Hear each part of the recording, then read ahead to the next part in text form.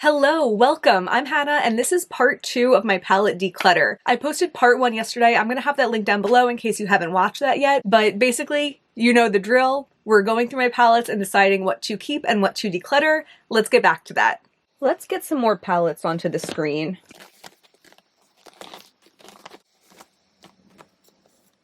I have 3 palettes from Menagerie. The Flight Club palette is probably one of my favorite palettes in my collection. I love that if I want a purple shadow, I know I can look in here and I have a variety of options, and I love the specific tones, particularly these 3 mattes here. But the shimmers are also nice. They're a bit more metallic and less sparkly than a lot of my single shadows, but they work really nicely to deepen up a look or for my lower lash line. In the intro and the outro, I'm wearing mattes from this palette with a shimmer from the Adept Plain Jane palette. It was the first time that I used the mattes on like the top part of my eye in a while, because usually I just use it for my lower lash line. But I really like how that look came out, and I think there will definitely be a resurgence of me using this a lot in the future. This is definitely staying.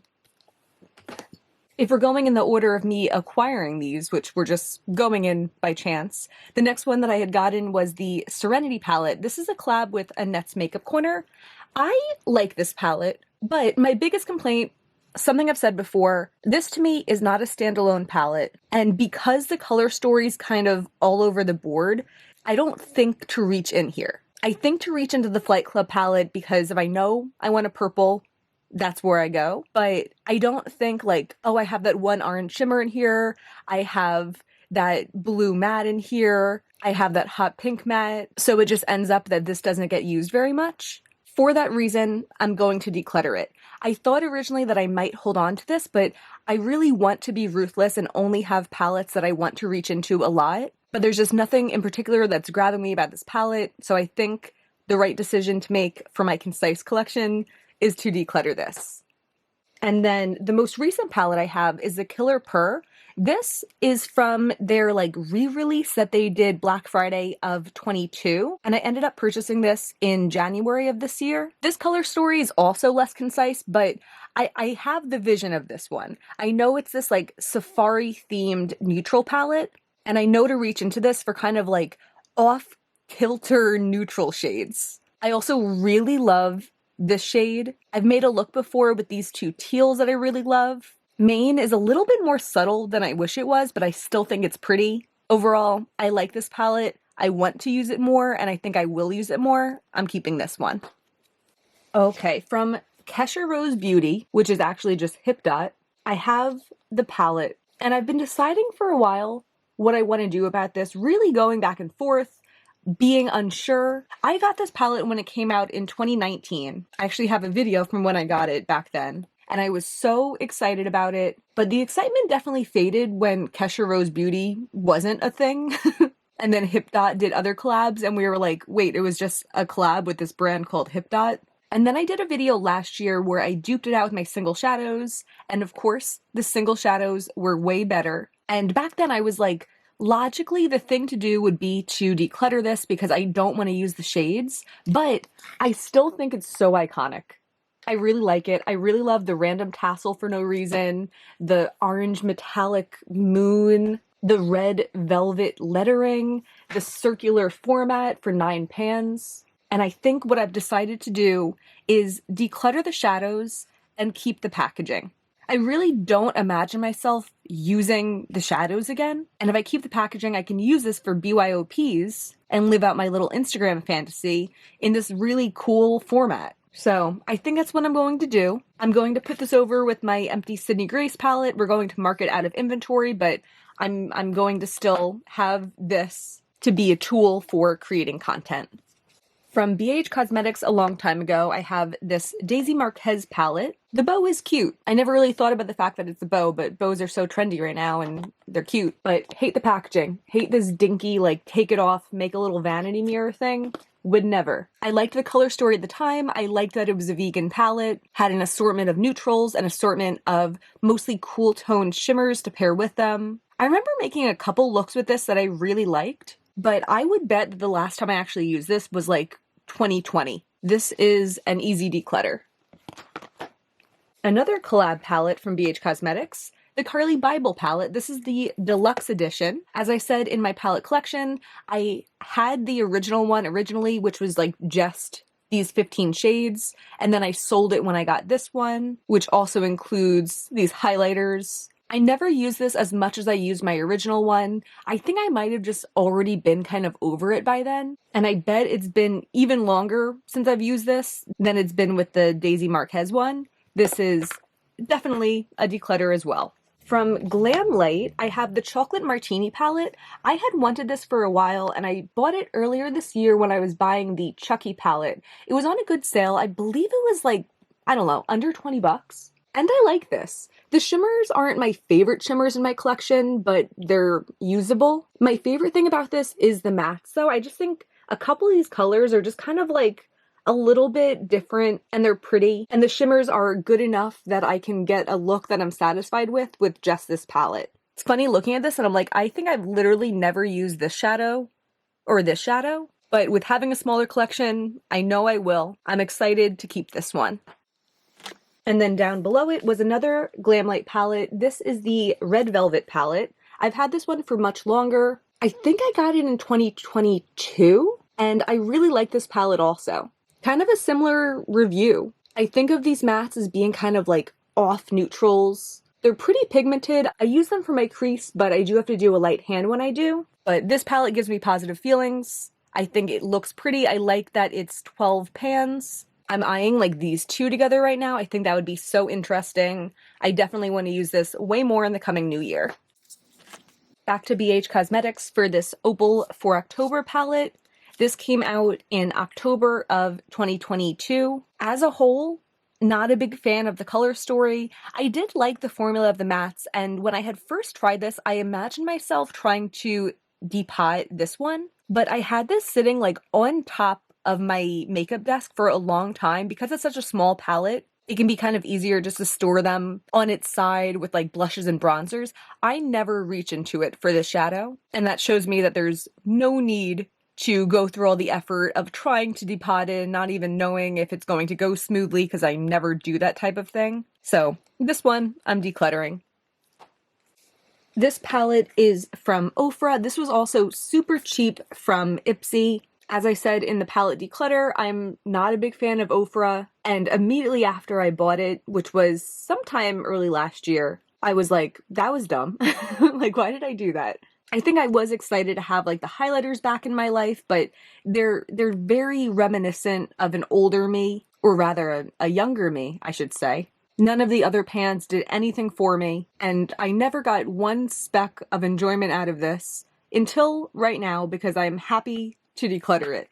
From Urban Decay, we have the Stoned Vibes palette. This I made a video with last year. I had bought this in 2020, and I really liked the idea of it. I thought the mattes were good tones for me. The shimmers seemed more interesting than your standard palette shimmer, but the shimmers have not held up well over time. They are more of like a gooey emollient formula, or I should say they were more of a gooey emollient formula, and now it's just like nothing. I mean, that's a little something, but not enough to have any kind of presence on my eyes, and I have so many beautiful single shadows that I could easily create a better version of this, and I know that because I have. So this one is a declutter. My last Glamlite palette is this Michaela palette. I know she did 2 collabs with them. This was the first, and similarly to the Daisy Marquez palette, I bought it despite knowing like nothing about Michaela, and I'm fine with that, but I do wish the packaging was less like Michaela-centric. Like if it was just a design on front and not just like her name, as if it's like a special monogram thing with my name on it for me. I liked the palette design at the time. I liked that it had a mix of neutrals and colors. I remember her saying that it was a colorful palette, but like only the good colors. And a couple of the colors in particular I think are really pretty. Like this green down here, I really like that. Maybe that's the one that stands out to me the most, actually. I was like looking for another one to point out. I like some of the other shades, but this is the one that I like the most. I'm not the biggest fan of the formula in here. I think the shimmers are pretty consistent to what I have in my other palettes, but the mattes feel very watercolory, very thin. very like wash of color, and that's just not how I tend to use shadows. This palette makes me want to combine colors, but when I combine them, it just looks odd. So it's a palette that hasn't been very useful to me. Don't like the packaging, don't have a positive feeling about the creator, and I'm going to declutter this. I have the Sugar Pill Fun Size palette. This green, I wonder if it's at all similar to the Michaela one. No, not really. This actually is probably similar to a couple of Menagerie ones that I have, come to think of it. I don't think it's so special, which is why I'm willing to declutter it without looking into it very far. I don't use the Sugar Pill palette very much. It's an all matte, colorful palette, but I always like that the colors are not primary. I wore 8-bit all over my eyes a couple weeks ago or months ago maybe, and it was cool, and I would like to do that with all of the colors in this palette. I still have positive feelings when I look at it. This red is exciting because I believe it's like a true red, and it might be the truest red that I have in my collection. That could be a fun little experiment sometime, because good reds that don't blend out to pink are hard to come by. So yeah, this one's staying, and I hope to use it way more than I've been historically using it because I like it. Let's do another pull the palettes closer to me. The BH Cosmetics Blueberry Muffin palette. I really like this. I've always liked this. Just like how the Flight Club's my place to grab for purples, I know I can come in here for a blue, and I don't have that many blues in my collection, but I also like that it's balanced out with enough neutrals that I can create a look entirely with this palette. Or when I'm in here grabbing for a blue, I can stay for an inner corner shade or for a deepening shade or something. The formula's really nice. Yeah, excited to keep this guy. This is the Kat Von D Saint and Sinner palette. I got this in 2017, and it's such an epic palette. This might have been like their last really cool palette design, and it's the only one that I ever got of their really cool palette designs. I did a lot of looks with it when I first got it. I remember it was right around the time that I had started my makeup Instagram, and if you went on like the Saint and Sinner KVD tag, the pictures were like 75% me. I think this deserves to be in the nostalgic makeup collection. I really don't reach into it, but I like it. And this could be a fun, like, duping the palette video, because I feel like the colors are pretty unique. Like, it has this weird satiny gray, this, like, corally, like, really muted, rusty corally color. Yeah, I'd be curious to do some experiments, but I think I'm going to mark it out of inventory, and it will be talked about further in the future, in 2024. This is one of my most used palettes. This is the Mauves palette from Kylie Cosmetics, and it's mostly for this shade. This is a really nice transition color for me, and while I'm in here, I'll sometimes use some of the other mattes. I don't get much out of the shimmers, but that's okay. Ideal. This one is definitely staying. Do I say definitely staying every time they stay? This Cherry Crush palette from Colourpop, I don't even think I consider this to be a palette. A long time ago, I depotted the shimmers that were in it, and I got rid of them. I popped in some other random Colourpop shadows of the same size. Yeah, this is just singles to me. I might end up decluttering the packaging, because although I think it's so nice, it makes me forget that I have these shadows. And as I think I've already said in this video, I really like Colourpop's matte formula, and especially the reds. This is like the only place I have those reds in my collection. So I probably will do that. I think I'm going to pop these out so I can remember to use them. Okay, we're almost there. I think all of the ones that are left are like mostly in frame. I have these two Lime Crime palettes, Venus and Venus 2. Venus is like your average pinky, reddy palette. I haven't used this in forever. It probably would have made more sense to be talking about it in my nostalgic makeup video than here. It's a nice color story. I like that there's a dark color. I like the reds in there. I think I just called it like your average pink color story, but I think it was a nicely thought out 8-pan and cute packaging.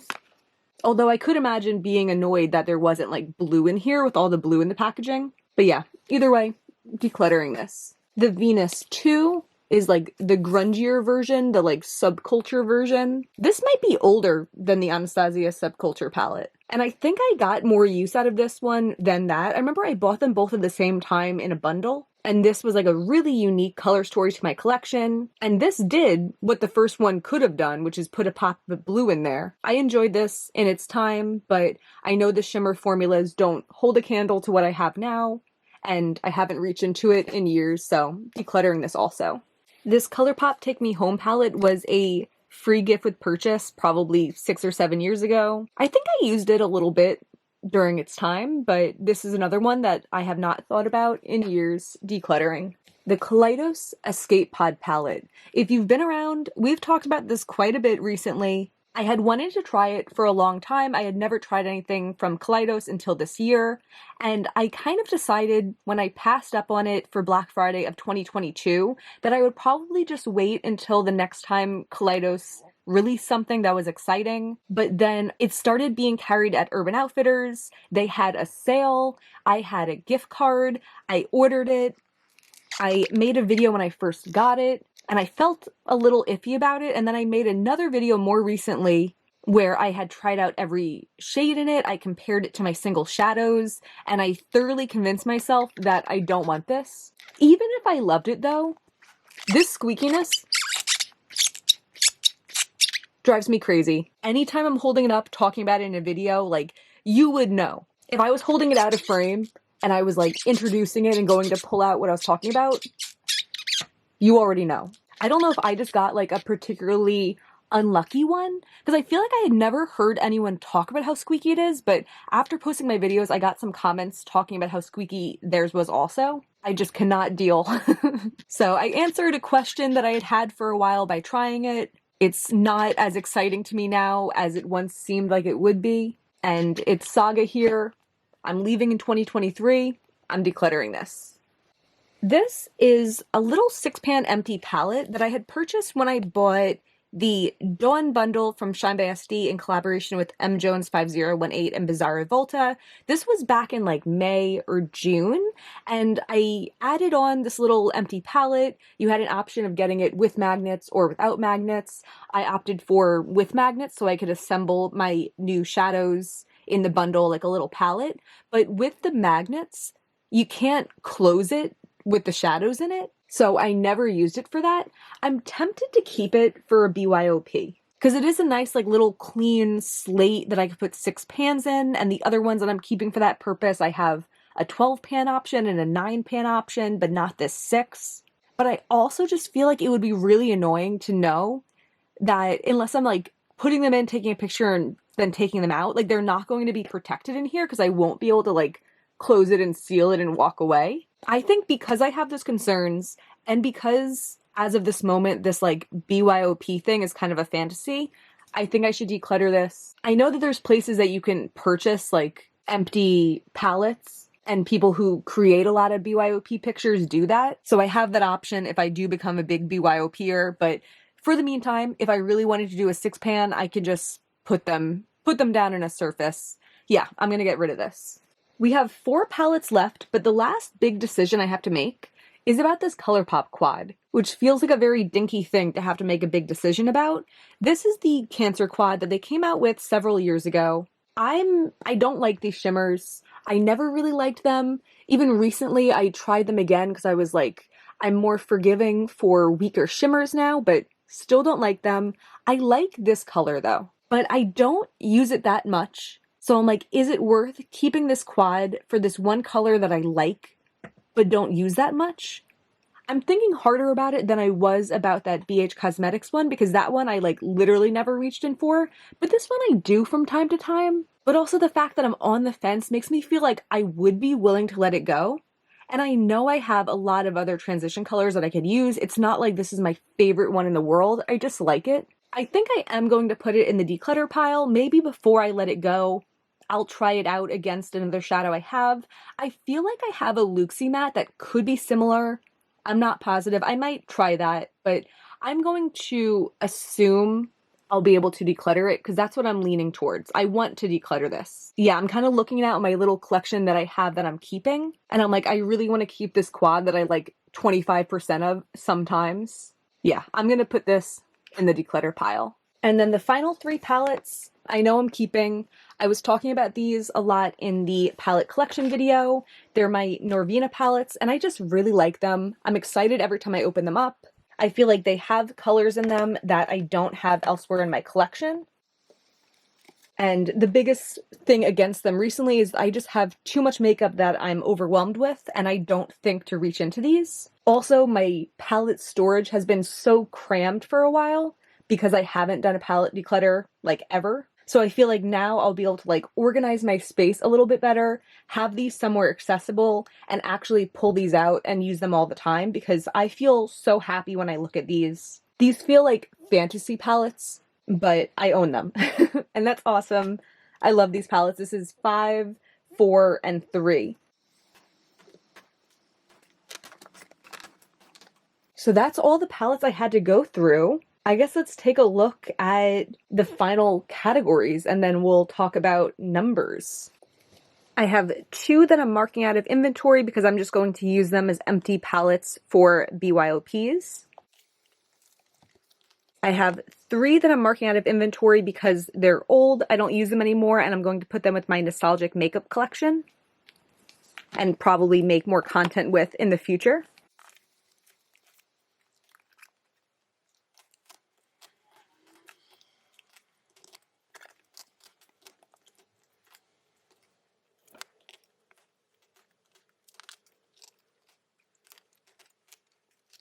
Including all of the palettes that were kind of already empty to begin with, I'm decluttering 35 palettes from my collection.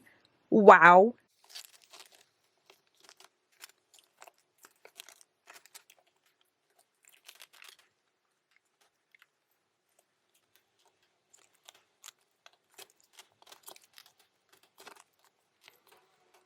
And I'm keeping 18 palettes, which just sounds like the perfect amount. I'm absolutely elated.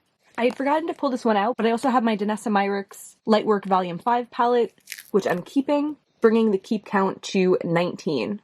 So 18 palettes keeping, plus the 35 being decluttered, plus the 5 that are being marked out of inventory for other reasons, means that I started this with 58 palettes, which is more than I thought it was. And it means that the amount that I'm keeping is 31% of what I started with, which also sounds amazing. I've been wanting to do this for so long, and I'm so excited that the time is here. I feel like my collection is brand new because for once, my palettes actually have a chance to breathe. I'm so excited to be heading into 2024 with this assortment of palettes. Let's switch back over to my face for some final thoughts. And that's everything for today. I'm so happy with the outcome of this. I'm so excited to have my collection be so condensed and refreshed, and I know that 2024 Hannah is going to be very grateful for today, Hannah, for doing this. If you enjoyed this, I hope you'll give me a thumbs up and subscribe. It really means a lot to me, and there's always more makeup content on the way,